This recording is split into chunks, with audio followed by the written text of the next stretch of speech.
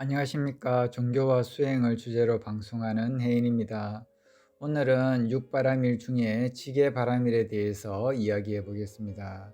개는 불교 수행하는 사람들이 자발적으로 지켜야 하는 도덕적 수행이고, 율은 성가의 질서를 유지하기 위하여 필요한 타율적인 행위 규범입니다.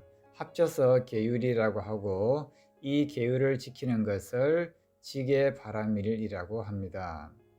제가 수행자는 5계를 받고 출가한 남자 스님은 비구로서 250계를, 여자 스님인 비구니는 348계를 받는데, 오늘 저는 5계와 10선에 대해서 주로 이야기하려고 합니다.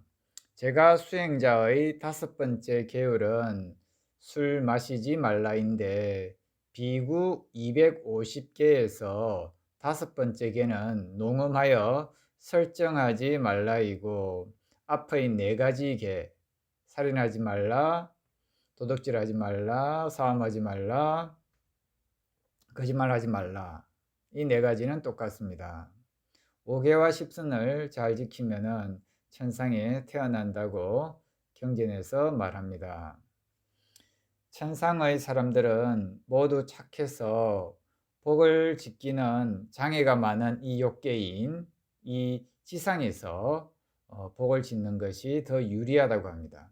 저는 천상의 복보다는 연벌 수행으로 서방극락정토에 왕생하기를 매일 발언하면서 기도하는데, 천상의 복이 닿으면은 다시 낮은 세계로 떨어져야 한다고 들었기 때문입니다. 그래서 천상의 복이 닿으면은 인간으로 떨어질 수도 있고 또 축생으로 떨어질 수도 있고, 그런 이야기를 들었기 때문에 천상의 복보다는 연불 수행으로 서방극락정토에 왕생하기를 저는 바라고 있습니다. 자, 다시 5계와 10선에 대해 하나씩 살펴보도록 하겠습니다. 5계의 살도음망, 이 4가지는 10선과 똑같습니다. 불살생, 불투도, 불사음, 불망어. 첫째로 살생하지 말라는 가르침은 살생을 하면 단명하고 병이 많다고 합니다. 불교에서 그 가보를 받는 것은 현생에서 받을 수도 있고 다음 생에서 받을 수도 있습니다. 살생을 많이 하거나 병약한 사람은 방생을 하고 다른 생명체를 잘 돌보면은 살생의 업보가 점점 감해진다고 합니다. 그러면은 모기, 파리, 바퀴벌레 같은 것도 생명체인데 죽여야 되나 말아야 되나 또 고민할 수 있는데, 생명체에서 가장 중요한 것은 생명이기 때문에 만일 이런 생명체들까지 죽이지 않으면 더 높은 천상에 태어난다는 말을 들어보았습니다. 예를 들어서 6계 6천 중에서 가장 높은 천상은 타하자재천이죠. 그렇게 높은 천상으로 올라갈 수 있다고 합니다. 현실적으로 모기, 파리, 바퀴벌레의 생명까지 보호하려면 상당한 인내심이 요구되는데요. 실질적으로 또 이렇게까지 미물의 생명까지 다 또 돌보시는 분들이 계시는 것을 제가 알고 있습니다. 그리고 육식에 대한 이야기는 스님들끼리도 서로 의견이 충돌하는 경우를 많이 보는데요. 육식을 해도 된다, 육식을 하면 안 된다, 이렇게 2가지로 갈라지는데, 이 남방불교, 즉 인도에서 남쪽으로 내려가서 형성된 남방불교인 소성불교를 따르는 미얀마, 스리랑카 같은 곳에서는 육식을 스님들이 하십니다. 그런데 중국을 통해서 이렇게 들어온 북방불교인 대성불교는 육식을 금하죠. 우리나라에서도 육식을 금하고 있습니다. 물론 뭐 육식을 하시는 분들도 계시기는 계시겠지만은 대성불교에서는 일단 육식을 금합니다. 제가 능언경을 읽었을 때에 능언경에서 고기를 먹는 것은 자비의 종자가 끊어지게 하는 것이라고 읽고 상당한 충격을 받은 적이 있는데요.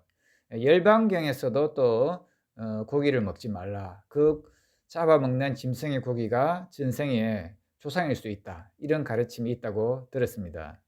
그래서 그러면 과연 어떤 것이 옳은가? 여기에 대해서 정말 저도 고민을 많이 했는데 제가 내린 결론은 육식을 하지 않는 것이 옳은 것이라고 결론을 내렸는데 어 실제적으로 수행하는 과정에서 여인에 대한 그런 욕망이나 이런 것을 집착하지 않는 삶을 추구하는 것은 쉬운데 이 고기 먹는 것은 습관이 되어 있다 보니까 참으로 이렇게 끊기가 힘든 것을 느낍니다.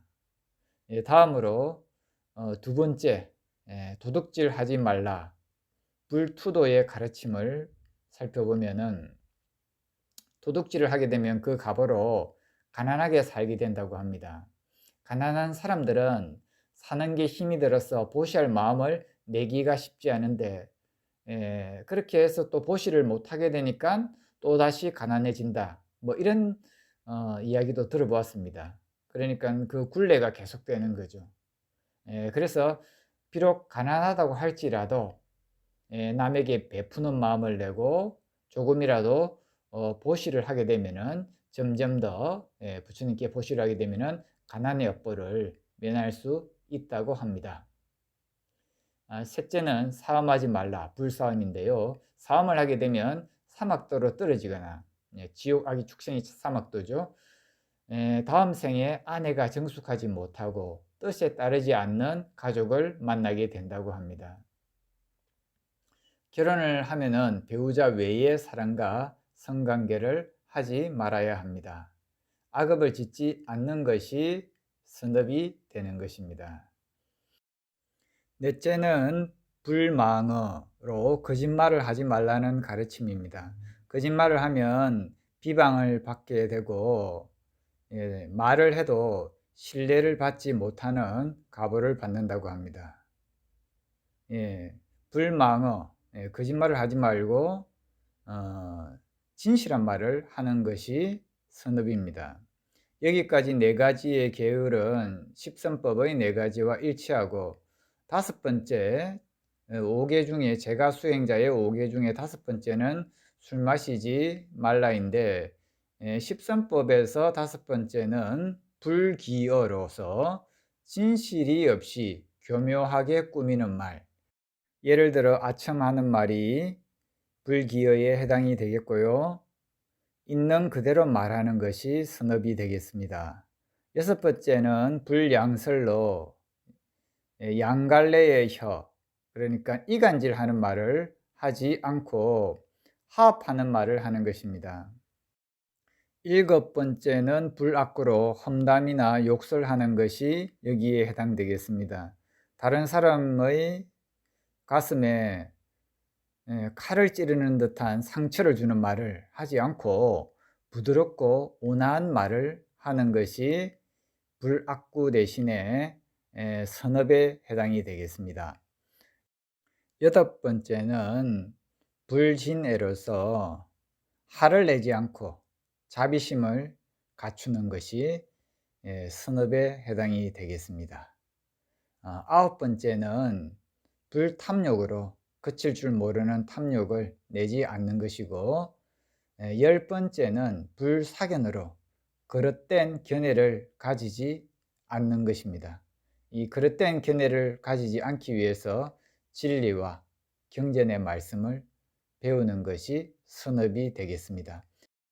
이렇게 십선을 행하면 욕계 천상에 태어나는데 여기서 선정에 들 수 있을 정도로 수행을 하면 빛의 몸을 가지고 사는 색계 천상에 태어나고 수행이 더 깊으면 순수의식의 세계인 무색계 천상에 태어난다고 합니다. 비구니 348개 중에서 몇 가지만 소개하면은 그 네 번째가 실로 깨치지 못한 것을 깨쳤다고 자처하여 사람을 현혹하지 말라. 그리고 다섯 번째는 음심의 남자와 같이 겨드랑이 이하와 무릎 위의 부분을 어루만지지 말라. 뭐 이런 것도 있고요. 그리고 뭐 아홉 번째로는 중매하지 말라. 기타 등등이 있습니다. 마지막으로 해드리고 싶은 이야기는 부처님 경전에 나온 예를 들어서 어떤 나무꾼이 나무를 하고 있는데 사슴이 와서 사냥꾼이 쫓아오니 좀 숨겨달라고 애원해서 사슴을 숨겨 주었답니다. 잠시 후 사냥꾼이 와서 사슴을 못 봤느냐 하자 저쪽으로 갔다고 거짓말을 하고 나서 부처님께 사실대로 말씀드리고 그것도 거짓말이 되는 것이냐고 물어봅니다. 이에 부처님께서 생명을 살리기 위한 거짓말은 거짓말이 아니다 라고 하셨답니다. 거짓말의 개념과 방편의 개념은 차이가 있습니다. 오늘은 지계 바라밀에 대하여 정리해 보았습니다. 도움이 되셨다면 구독 부탁드리겠습니다. 감사합니다.